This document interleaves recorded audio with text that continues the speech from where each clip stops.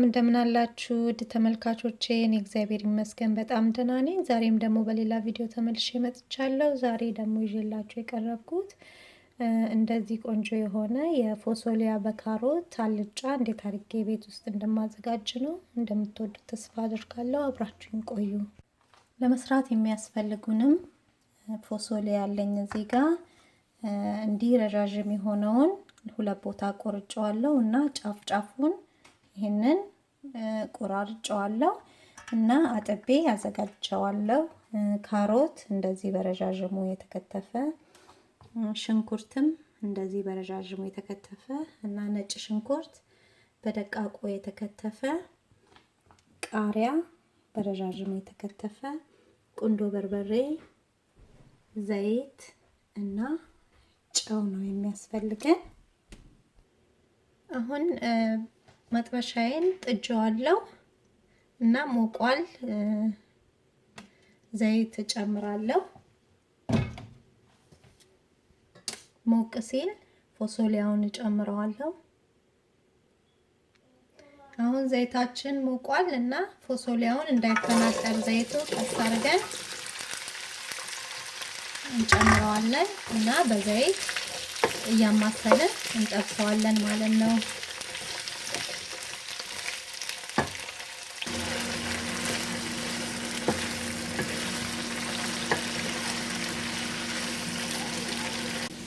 ፎሶሊያችንን ይሄን ያህል ካበሰልነው በኋላ ትንሽ ይቀረዋል። እሱን ደግሞ መጨረሻ ላይ ከካሮቱና ከሽንኩርቱ ጋር ስለማበስለው አሁን አወጣዋለሁ። ፎሶሊያውን አወጣዋለሁ።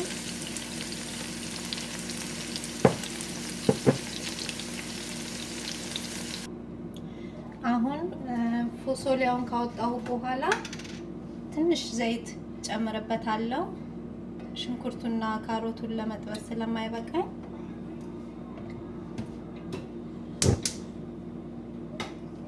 ከዛ ሽንኩርቴን ጨምረዋለሁ።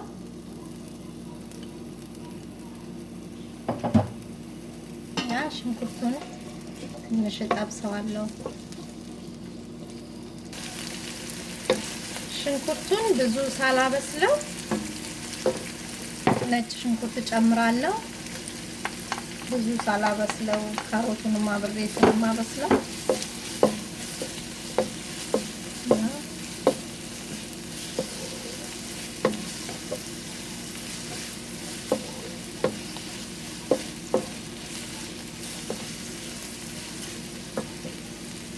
ካሮቱን ጨምረዋለሁ።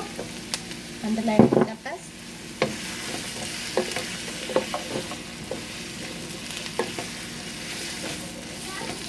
እና አንድ ላይ ጠብሰዋለሁ።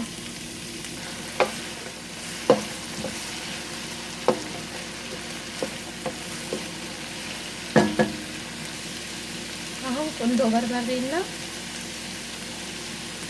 ጨው ጨምራለሁ።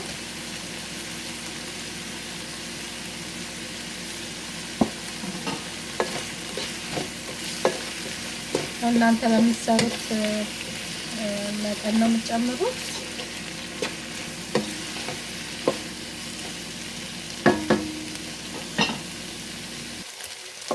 እሺ ተመልካቾቼ፣ እንደዚህ እንደምታዩት ካሮቱንና ሽንኩርቱን በደንብ አድርጌ ጠብሼዋለሁ እና አሁን ቅድም ያወጣሁትን ፎሶሊያ እጨምረዋለሁ እና ለፎሶሊያው ትንሽ ጨው አረጋለሁ።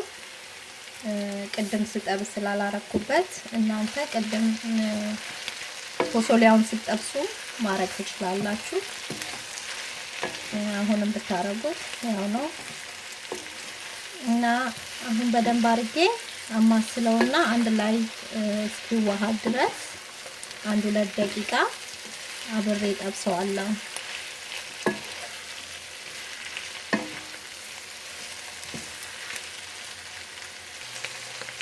እሺ አሁን እንደዚህ እንደምታዩት በደንብ ቆንጆ ሆኖ በስሏል። ይበቃዋል። እሳቱን አጠፋውና እዚህ ጋር የተዘጋጀውትን ቃሪያ እጨምረዋለሁ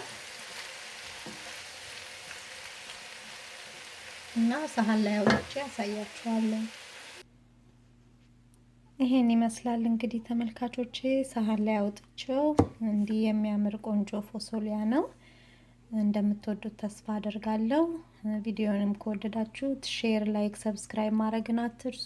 ሰብስክራይብ አድርጋችሁኝ ቤተሰብ የሆናችሁ የምታበረታቱኝ ሁሉ ደግሞ እግዚአብሔር ያክብርልኝ። አመሰግናለሁ። ስለተመለከታችሁኝ አመሰግናለሁ። ቻው